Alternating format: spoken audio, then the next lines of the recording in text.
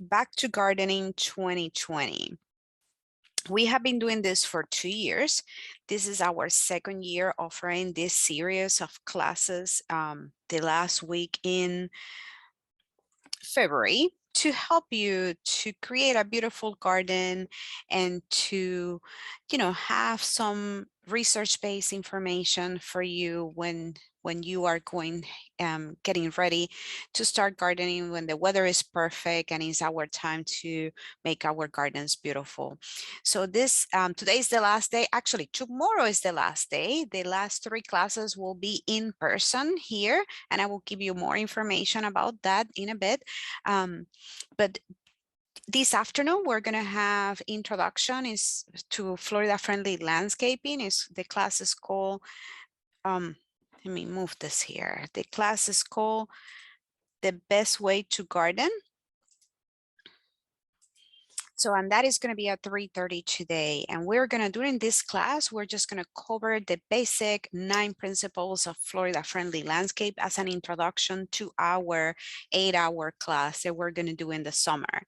But it's been a great week, great participation from the community. And every year we're hoping to keep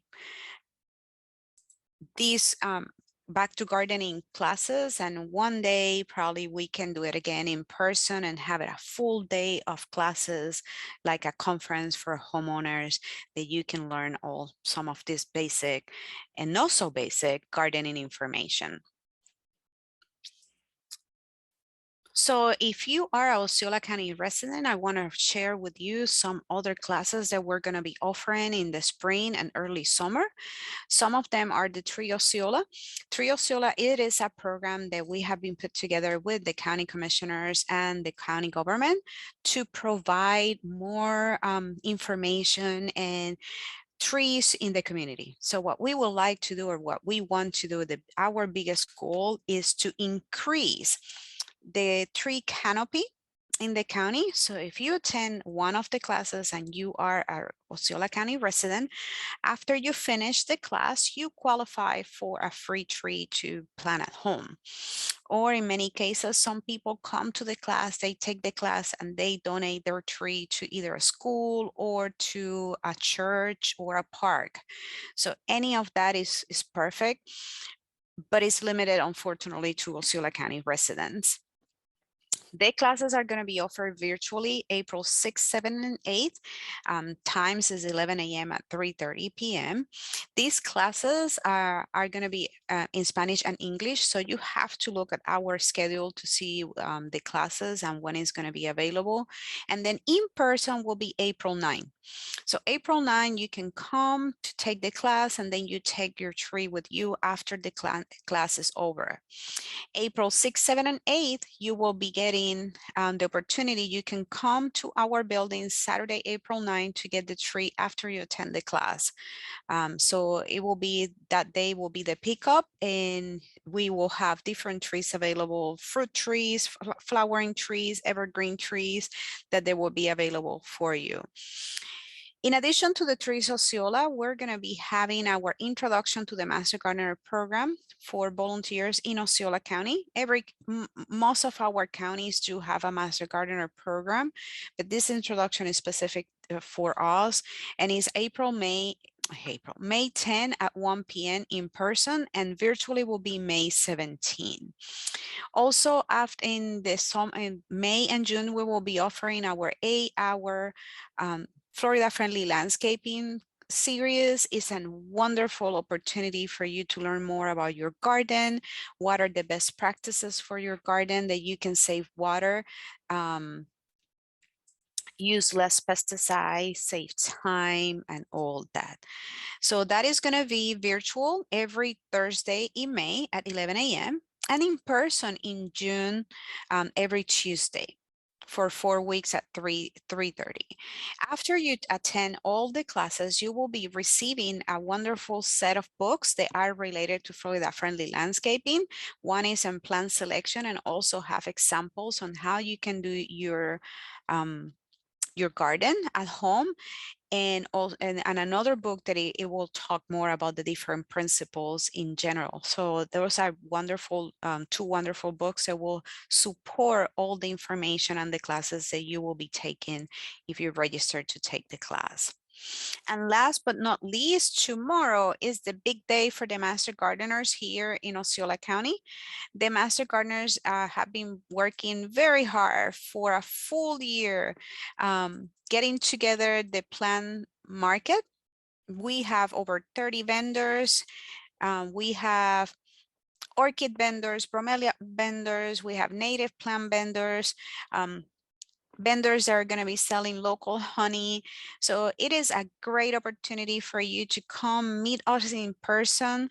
The Master Gardeners will be available to answer questions. I will be available. So one of the challenges I have been given to all the attendees during Back to Gardening is come and visit us. And if you come, ask for Eva, and I will have a present for you. So you just come meet me and say, hey, I was in Back to Gardening this week and I attend this class, and I will give you a present. Okay, it will be a token of appreciation for you to first sit through our classes, and second, to come and support our plant market.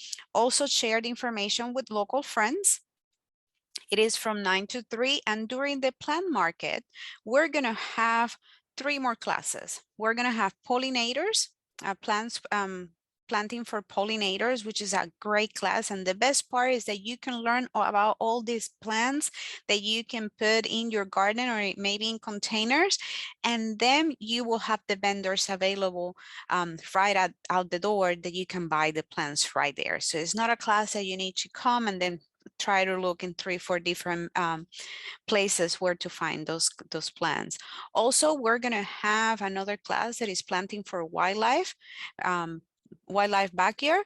And again, you will have the same opportunity. And in the early afternoon, we're going to have a fire hazard prevention in your landscaping class. That is going to be an excellent class. And that one is actually the emergency management department is the one teaching that class. And we're great partners. So Back to Gardening doesn't end today, ends tomorrow. And if you want to come and join us, they're all free of charge, and the plant market is also free of charge. If you are not close to us, and like, let's say you're North Orange County or in the Seminole County area, they also have their plant sale tomorrow, their plant expo tomorrow. So I will encourage you to visit either us for the plant market or the Seminole County Master Gardeners and support them. Okay, so with that, let's start with the class that you were here, is designing container gardens. My name is Eva Maria Pavon, and I am the residential horticulture agent and master gardener coordinator in Osceola County. I have been here for a couple of years, and before this job, I actually work at one of the big parks and I was part of the Flower and Garden Festival team there during a few years. So this is one of my favorite things to see. And so we were going to talk about a little bit about container gardening. It's not that difficult. It's just we have to play with our imagination a little when we're doing container gardening. Also, the Master Gardeners have the plant clinic that we help you with your plant questions when you have, and our service is free. So that's part of my Master Gardener coordinator title. Okay, so what is the definition of a container garden? It's any size container planted with a mixture of plants. Very simple. It can be any size. You know, I have during the COVID season, my husband worked for the hotel industry, so he was in the house, you know, not going to work, and he decided that he was going to learn all about interior plants. And our house now is full of all different container gardens in the house, and then some of them have make it to the backyard or to the porch, and he calls that section our rehab, which I call it container gardening in the backyard. So it has been an interesting turn for him, and he's been learning about the plants. So he has become one of my students now. But it's any container. It doesn't have to be a pot, a specific pot, and we will talk about all the different options that you have. So during the class, we're going to talk about the impacts of container gardening, how to select your container, you can design and your plant selection that has to be in consideration. We're going to talk about proper planting techniques. A lot of the issues that we have with container gardening, why it's not successful, is because we're not planting right. Okay. And then to finish, we will talk about the caring for the container, which is very important, because the fun part of just planting, but if you don't care for the container, is not going to last too long. Okay, so what is the impact of the container garden? It's a popular trend. You go to any garden center, it's interesting because you even go to pharmacies and you see containers, you see plants, you see seeds. So you can use them at the entranceway, on the patios, the deck, the garden, the kitchen. If you go to my mom's house, she has all kind of containers in her kitchen window, because that's kind of at the entrance, and she likes to decorate that, and then she changed the containers based on the season. So it is a way to add some color and some impact, some attention to some areas in your house. And also, in many cases, bring plants closer to the eye level. Okay, so that's one of the reasons. If you look in the different, like the parks, when you see the hanging baskets, think about when the parks are full, if you can see any of the beds.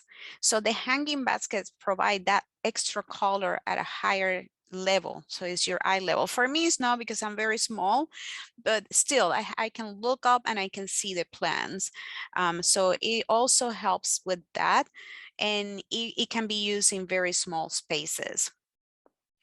Container selection. Your imagination can go far, far, and you can get any type of containers. What is important, you need to consider two things when you're selecting any container. One of them, that will hold soil. Okay, so you cannot have a container, a basket that has way too many holes, that the soil is not going to be there. The soil is going to go away. But anything, shoes, old purses. I actually have an old purse that I think I'm going to turn into a container for an example. So there is a lot of ways that you can do it, but what is important besides that whole soil is that it has to have some type of drainage. Okay, because it needs to drain that excess water when we're watering. If not, you're going to have some issues.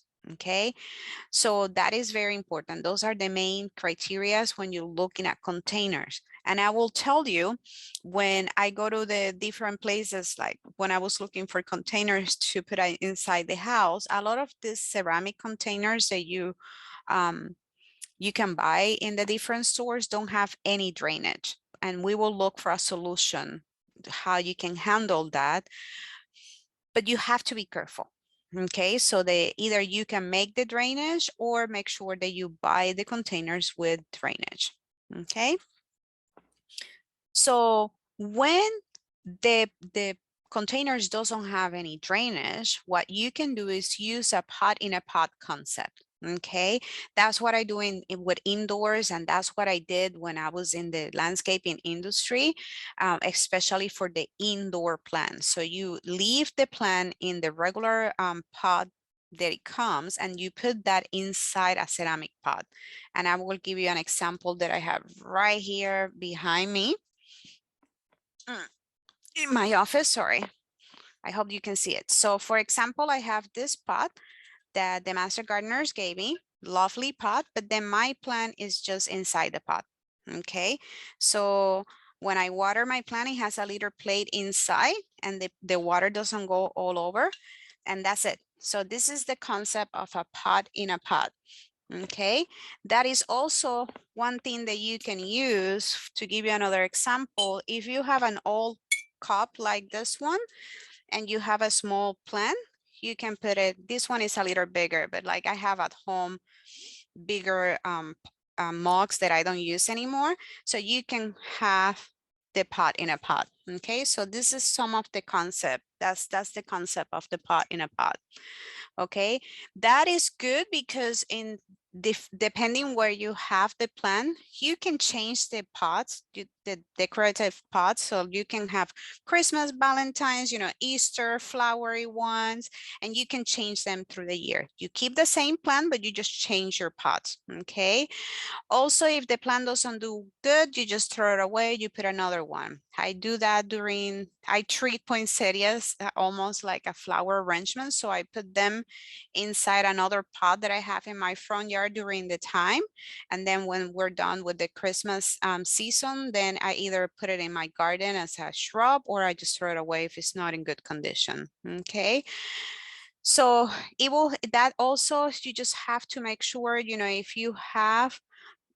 if you're using pots that are made out of like wood material or weaker pot, or they're kind of hanging basket or baskets, that also helps with the life expectancy of that pot, because the water is not going to be leaking directly to that pot. Okay, you need to consider the size, the weight, and the depth of the container. So for example, when I show you my mug and my liter orchid that I have here, the orchid was a little bigger, so it sticks out of the pot. So it's not the best selection for this specific plant. I only use that as an example. But you need to consider all that. In my case, if you're small or you're not strong, make sure that you, like the other one, the first one I showed you, is a little heavy. So when I select the plant to put in that pot, I make sure it was a smaller plant that I can handle if I needed to move the pot. So you need to consider that, especially, your size. Like I'm small and I have to make sure I don't get pots that are too heavy for me. Okay, so when we are designing a container garden, we have to use the same elements of the landscape designs. So we have to consider about color, the form of our pots, the line, the proportion, and the texture. Okay, so you're not gonna have a super small pot for a big window or for a big door entrance. So you have to make sure, everything is in proportion, and the texture adds color and also adds different feature to your container garden. So we need to consider all that.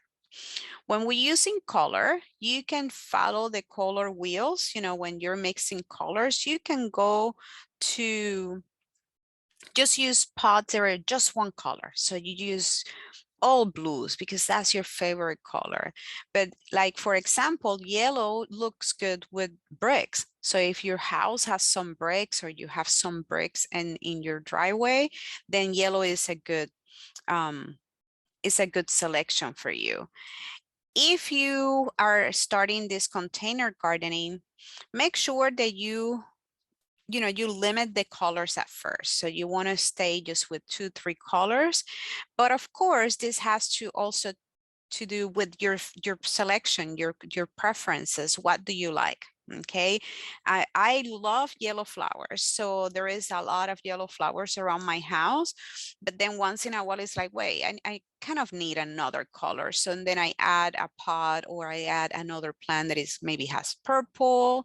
And another thing is that depending on the time of the year that you are planting or what you want to create in your garden, some of, like in the fall, a lot of the flowers are yellow.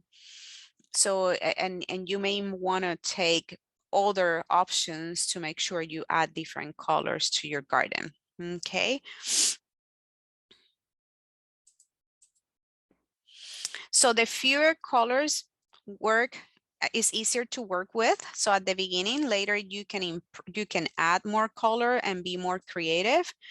You need to consider what is in bloom.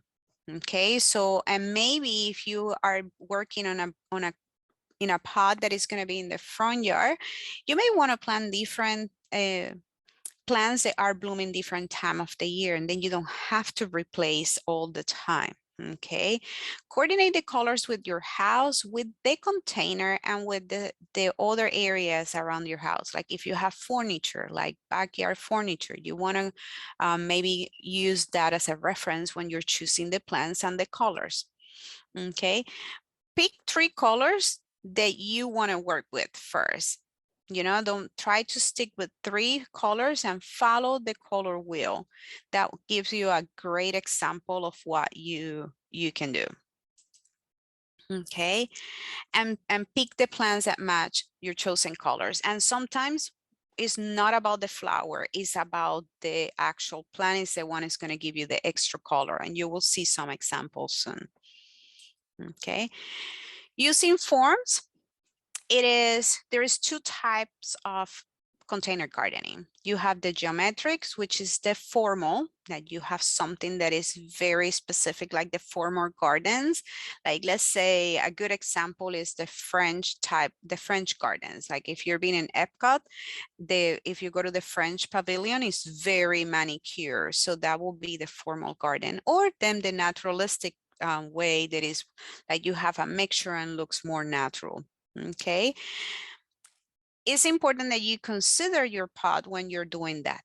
Okay, and here this is the example, one of the examples I was talking about, the adding the color in your container, not with the flower, but with the actual plant. Okay, and here is a coleus that you have that is a little purple color and also have like a, I don't know, I think it's like a fuchsia color in the middle. Here you have another coleus that is it's a different color, and it's like a light green with, you know, the center is a little red, and that gives you some drama and some color into your garden without the flowers. Okay, so that is one thing that you can consider that it will help. And then if you look at the bottom one, this variegated plant, and I cannot remember what the name of the plant is, but the variegated plant gives you also some color into your container. Use the lines that you already have in your garden, in your house. Okay, so if you have a long haul and you want to use that, like the great example here, this is like a lot steps that are going up and the arches are increasing the size, so you can do the same with the pots. Okay, think about how it will look kind of weird if we have the taller pot with the smaller arch. So take that in consideration, because that helps with the movement. That also helps with direct people, like in your house. Like if you want to keep people away from certain areas, that is something for you to consider, you know, using the lines, the 16 lines in the house. You want to use proportion. Okay, so you don't want to plant something that is super small in a huge container, because it's going to be missing. So you need to make sure you use the right plant. The same thing, the amount of plants per container. You don't want to use too many plants. And one good example that I can give you is this ditch gardens that we get, you know, for Valentine's or for Mother's Day. A lot of times they have a lot of plants in 1 liter container, 1 liter plate. And I always tell people you need to break that down and maybe eliminate some of the plants, because they're going to overgrown and they're going to be competing for water and nutrients. So you want to make sure that you use, you know, depending on the size of the container, you want to keep it on odd numbers, 1, 3, 5, but then you also need to consider what is the final size of that plant. Okay, also look at if you have any containers in the area. So if you have 3, 4 containers, you need to consider what is the space I have available, because you don't want to have a lot of containers and then not have a space. You know, if you're going to with your groceries in, or if you have a pet, you know, how that is going to affect the flow.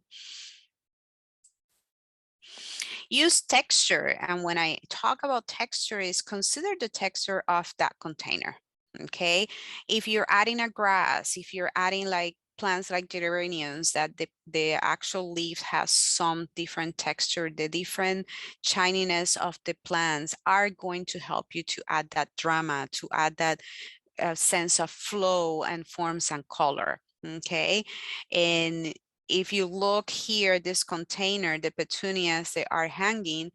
This is a cold season plant for us, but then the rest are not. So when this one, the petunias start dying, then you can take them out, or the mini petunias, you can take them out, and then you can put other thing that is for the summer, and you don't have to replace the entire container, and you still create that drama.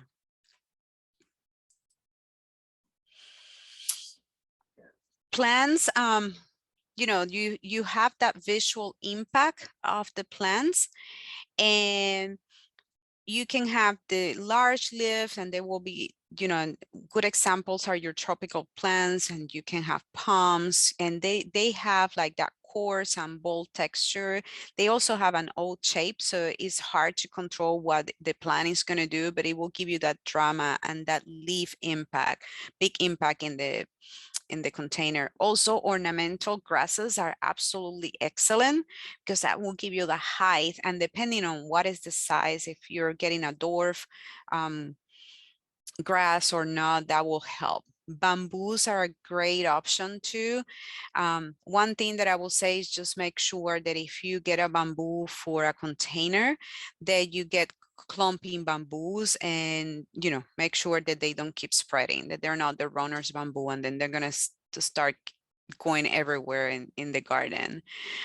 These also, like the grasses and the bamboo, will add this soft texture and the movement. Okay, so I love sitting when I go to parks or when I go to botanical gardens. I love to sit and when it's windy, to look and enjoy the movement. It's like, for me, it's like the plant is dancing, and you know, I can see the movement. You can see the bees also, or the pollinators playing with the plants, and that is something that will add that impact into your garden. You also add the colors, especially like your opposite colors. It will create that impact. Like you can have the purples with the silver, you know, and all that. And here are a great example. And like the sweet potato vine, they come in different colors. You have that dark purple one, but you also have like this lime green color, and it will create that cascade, and you can put something in the middle and it will look beautiful in your garden. So these are some examples of how you can create that impact in your containers. So also you can add, depending on the time of the year, like if you have this little container that you want, like grab all the attention from the garden to that container, you can do that hot colors, like your reds, your orange colors, and that, you know, as nature, we will look into those containers. Some of them will be good all year round. Some others, you just have to make sure you replace them, that they look good the entire year. When we're designing the container, you have to have your plant selection. Okay, so let's say we're going to do 3 different plants because you want to create some drama and some flow into this container. So you're going to get like your specimen. So that will be your tall plant. It can be a grass, it can be a small tree that you're going to have there. It can be that tropical plant. And then you're going to have your mounding, that is the fillers. It's like something that is going to be kind of covering the soil. And then you're going to have the trelling, which is something that is going to be hanging, and that will create that drama into your container. You can use just one plant or a different type of specimens when you are creating the container. The one thing is that you need to take in consideration is that you have to have the right plant in the right place. Okay, so where are you going to place this container? And the plants must have the same conditions or the same requirements. So let's say that you have a shady spot in your porch, and you want to create, you know, you want to have a pot there to add some colors, to look at this pot when you're drinking your coffee in the morning. So it's gonna be all day shade. So you need to look for plants that love shade spots, okay? And the 3, the 5, or the 1 plant that you're gonna put in that container has to be a shade plant to put there. And they all have to share the same conditions. The same with the water requirements. So if you have a plant that needs water 3 times a week, all the plants in that container are gonna need, they need to match that requirements 3 times a week. Because if you water one and the other ones don't need that much water, you're gonna have some diseases and problems, and those other 2 plants are going to die. So you need to consider that. I thought I fixed it and I didn't. Something happened here. Okay, so you want to consider the final size of the plant. Okay, so if the plant is going to, the description said that it's going to be 3 feet tall, you need to consider that, even that you bought them when they were 1 feet tall. Okay, so you need to consider, you want to start with small plants because that will help them to adapt better and grow together with the other plants. And always, always, always, not just for container gardening, but for your garden in general, you always want to choose plants that are healthy. Okay, you don't want to go to that to get plants that are sick or they have insect or diseases and bring them to your container and to your house. Okay, so when you're putting when you're creating your container, you want to get potting soil. Okay, so make sure that you get that potting soil, or if you have compost, you can use your own compost. Okay, you want to avoid heavy soil, so you don't want to use any of this topsoil or any of the heavy soils because they're not going to drain well. Okay, so you want to use something that has a good mix of peat moss, bark, permaculite, and vermiculite, or the good, it's very light. If you go to the garden centers and you try to lift the different type of soil, the potting soil is very, very light generally. So that's the soil that you want to use. So you're gonna set, one of the things is that, so I have the corner, I have my pot, I know the plants I'm gonna get. So how is this is gonna be in a corner? This is gonna be a centerpiece that I can see this container from all areas? You know, this is going to be that I can see my pot at a 180 degrees. So you need to consider all that when you're doing your container. And, that's the first step. After you choose that, then you're going to partially fill the container with soil. So you're going to go maybe half or 3/4. Then you place the plants and then fill the soil around your plants. Okay, so you want to keep the soil levels at the same level, the soil at the same level of the pot. And let me show you from here, from my little plant here. So if this is your plant, and this is what you're gonna put. So you want to make sure your soil is up to here. So you don't want to put extra soil that then you're burying your plant. So it has to be at the same level. Okay. Oh, I made a mess right there. Put it here in this. So you don't want to plant them too deep, and it should be from your final container, it should be at least 1 or 2 inches below the rim of the container. Okay, you don't want to, the other thing, you don't want to press those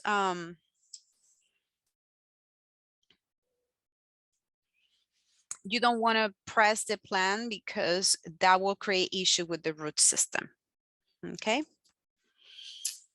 so there is a good technique that we can use, like if you have a container at home, that you can just leave the center open and then you replace that through the year. Okay, so you can have, let's say, the sweet potato plant that is a great filler for your container. You can have that all around. You keep a pot in the center, and through the year you can put a poinsettia there in that pot and then take it out. Okay, and then in the fall you can go and get mums and put it there and take it out. So through the year you can change the center of the container, and I will tell you that is a secret for a lot of the the parks. And you can see if you look at our picture or the picture, that one is at one of the parks, and that one is not an example of what I'm telling you. But the new hanging baskets that you can see in the parks, they have ivy or they have the sweet potato around, and then they only have one poinsettia in the center or one mom in the center, and they take it out. So that also, you know, is better for an environment, that you're not replacing these hanging baskets all the time, just the center. Okay, so that is a good example for, or a good way to keep the container gardening changing all the time. Okay, think big, you know, look at what is out there. One of my favorite containers is the one right here, this one, because you can create some drama, and that is always, every time I see this type of container somewhere, in garden centers or homes or in the botanical garden, is always a point of conversation. And I love this kind of container. So you can use trellises, you know, to create some art in the garden and to have some height. You can place small containers in pedestals, and that will, you know, give you that other drama there, and it will help. You know, if you have something at home that is like, what I can do with this, just get a small container, put it in a corner, and that will create a different height in your garden. Group containers with different sizes and shapes, so that if you look at the picture, this picture on the left, my left, I don't know if it's your left, but my left here, there is different sizes and shapes for the containers. And if you look there, here is a box, a window box, but then you see the different sizes of containers. And that is also a way that you know, if it's sometimes it's hard to find the same container, but if you have the different shapes, that will help with the different height and the drama in your garden. Make sure you look at the shady sites, and you know, in those areas you want to look for plants. They have bright colors that will bring that attention to that corner, if that's what you want. You can also put containers inside your your regular beds in the garden, just to add a little bit of colors, you know, define the space or accent a border.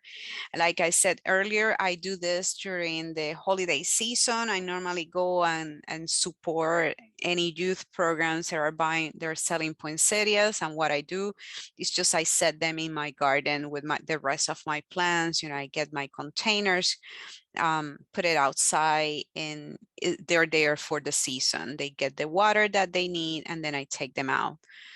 So that is one thing that you can do to add the color in your regular landscaping. Okay, so you don't have, if you don't have enough space, and that will also help with the border. Or if you have an area that you don't want people to step or to go in, you can put a container just to create that a barrier there. Irrigation is critical. Okay, so you have, and when I say irrigation, you can either connect drip irrigation to your pots, or you can do manually. So when you are doing it with the hose, you are part of the irrigation system. But one thing is that you need to make sure you keep that moisture that they need constant. So you need to know your plants. That is one thing. And depending on the plants, some you need to water them like 3 times a week. Some you need less. Okay, so one of the thing is that you need to know your plants, and you can use micro irrigation, and you can connect that with your potable water or with your irrigation system, and then that will provide water specifically to that pot. They sell the different micro irrigation systems, or you know, yeah, the systems in any garden center, and they're pretty easy to set up. You just need to make sure, because sometimes they come apart, so you need to make sure you check them at least once a month, and then they're functioning right. Okay. I was gonna say something here and I forgot, but you need to water in the morning. That's what I was thinking. It's very important that we water between 6 a.m. and 10 a.m. And it's because the fungus and diseases, they like to grow in the dark and when it's moist. So if we start watering every time at 7 p.m. or 8 p.m. when we come from work or after dinner, then the plants are going to be in the dark and moist for a long period of time. And that's when we start getting problems. Okay. That will apply for the plants that are outside. The plants inside all depends. So the plants inside, you just need to know the type of plant that you have. Like I will tell you, like the pothos or the pothos, they like to be very dry before you water them again.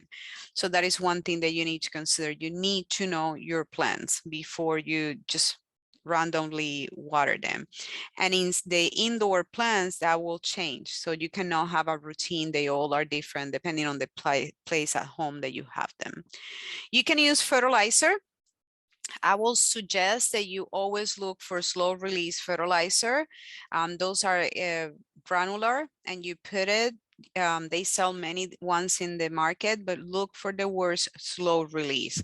Try to avoid those fertilizers. They are soluble in water, and your water turn different colors and you apply, because the plant, whatever the plant cannot absorb at that moment, is not going to be available later. Okay, so you want to make sure you use a slow release fertilizer. These fertilizers, every time that you water your plants, is going to be available there. Okay. And also, like, let's put it this way, I'm a very lazy horticulturist. So I use this low fertilizer for even my orchids. I just put them the liter fertilizer. I follow the instructions to the dot, and that's it. So I go every 3 months, every 4 months, depending on the plant and depending on the fertilizer I'm using. And then I go back and apply the fertilizer, and I don't have to worry about doing that all the time. I just do it when it's needed, and then I just water. Make sure you're grooming your plants. You're doing some pruning. If you have pots, they have annuals and they have flowers, that you go and do the deadheading. So you cut the dead flowers, so that way the plants keeps growing flowers and looks very nice. And in some cases, you need to do some repotting. Okay, so if the plant is getting too big for that pot, you may have to change it. Again, you need to think about what is the plant that you have, because some plants actually like to have the root system tight. So, and when you repot them, they're not gonna act well.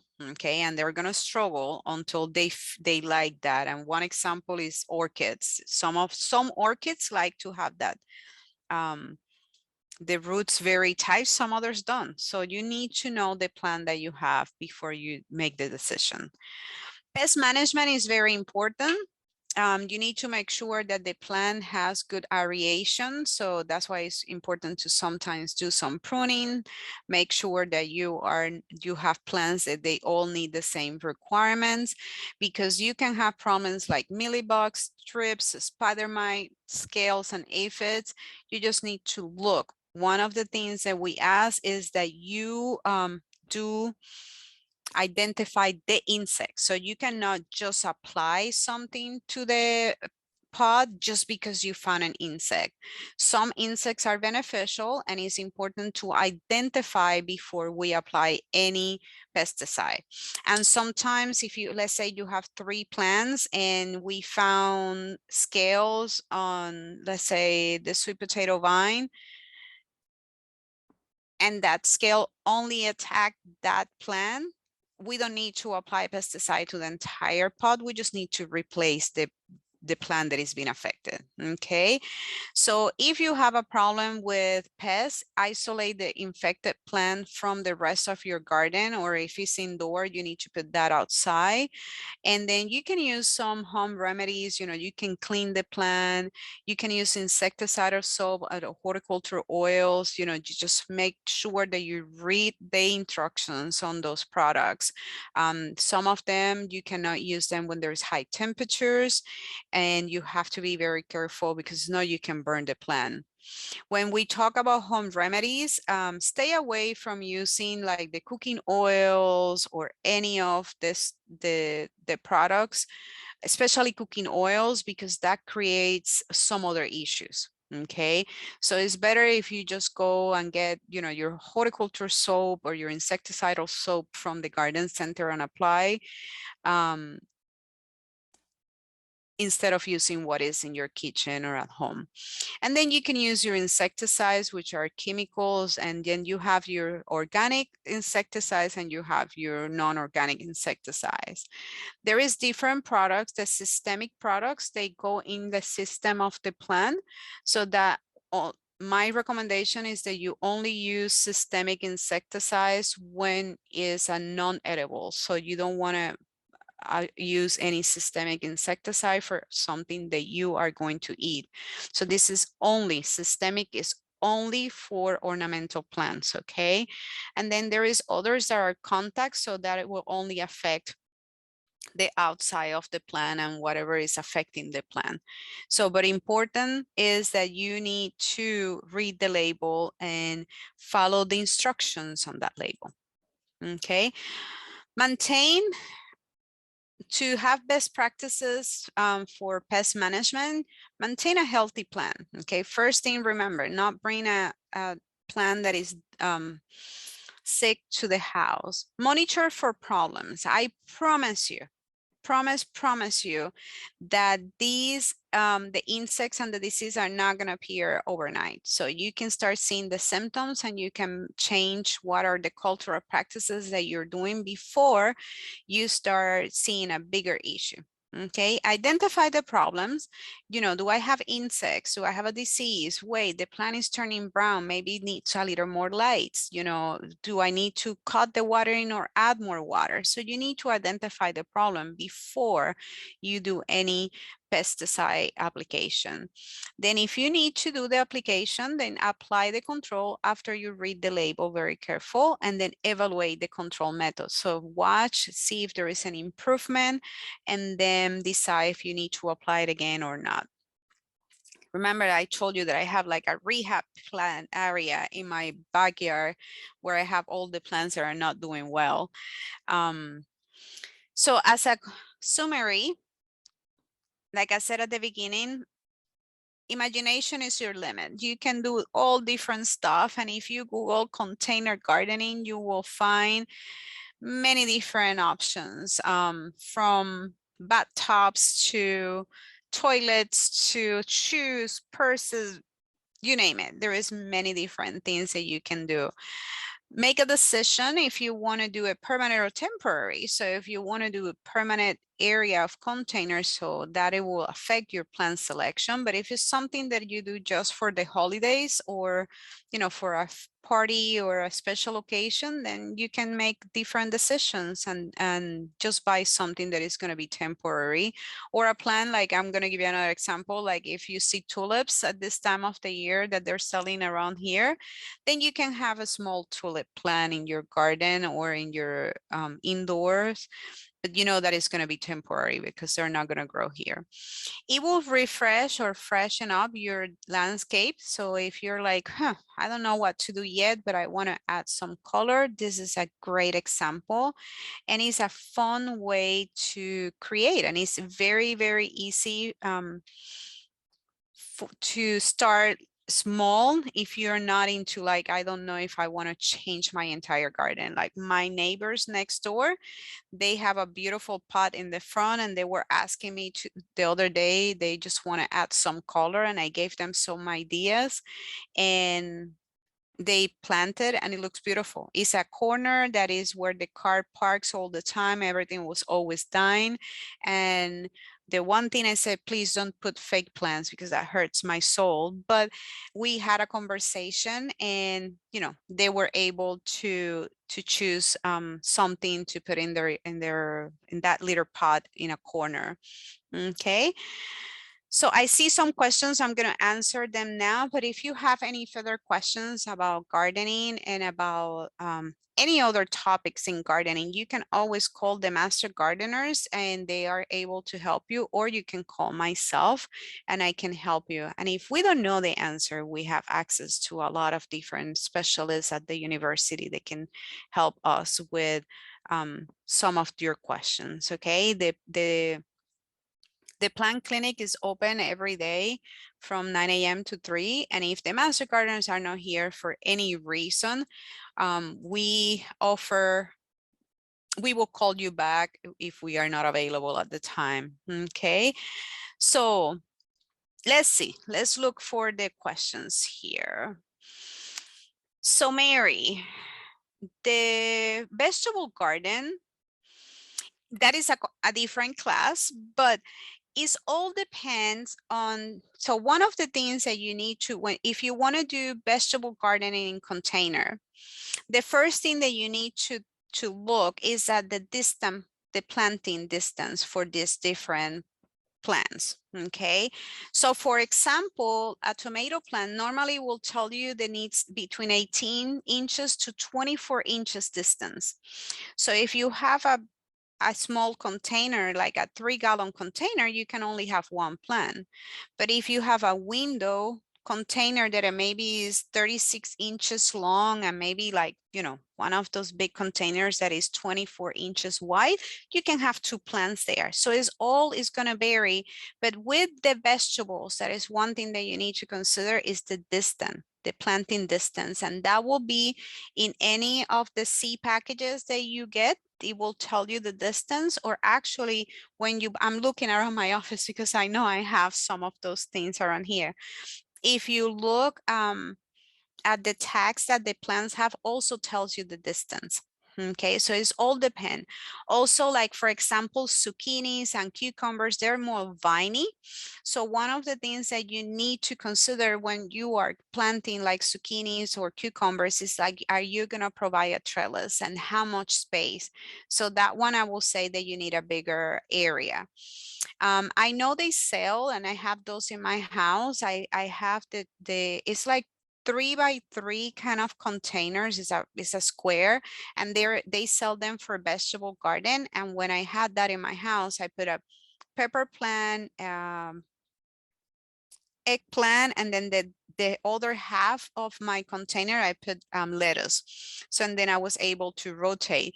Just make sure that your taller plants are facing the north side. Okay, so that helps with that your taller plant doesn't create shade to your smaller plant. But I will be offering, now is a little late to start our vegetable gardening, but in the summer, I will be offering the vegetable garden class again. So stay tuned, and that is a full hour-and-a-half class that we talk about vegetable gardening. So good examples.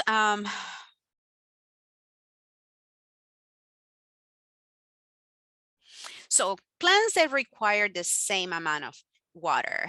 So for example, if you have a small spot in your garden and you want to create some drama and some different colors, a good example is like succulents. You can get different type of succulents and they all require the same amount of water. So another example maybe is like your sweet potato with a lady palm. No, because lady palm needs shade. So a sweet potato with coleus and a Thai plant that probably will have the same water requirements. What you want to make sure you get when you see the plant, the plants will tell you a lot of water, it will tell you the amount of water they need, of moisture, if they need a lot or they are drought tolerant. So that's what you need to combine. Okay. Plants for shade, there's different ones. So for example, if you are looking for containers, I will say your coleus are good for shady spot. Um, your pothos, but the problem is if you're using pothos, I will suggest that you keep them inside, because pothos can cause some issue outside if they get into the outside, but they like shade spot. Coleus, the lady finger palms are good for shade spot, uh, but that will be a bigger one, a taller one. Mondo grass is also a good one for a shady spot. Bromeliads, and bromeliads are excellent for pots. If you have a small bromelia and you have other plants around, they also like, there is one that is called the iron plant. They also like shade. The self-watering containers, the one thing that you need to be careful is if it's from the bottom, it's going to start having that salt accumulation on the top. So you have to always water from the bottom. Okay. So I have used them. They're good. You just need to make sure, you feel that sometimes there are plants that don't like this self-watering because those pots will keep that soil moist at all the time, and then the plants don't like it. Many of the plants, they like to be dry completely before they get water again. And if the soil is moist the entire time, that can cause some issues and some diseases. So you just have to play with the container if you choose to have one.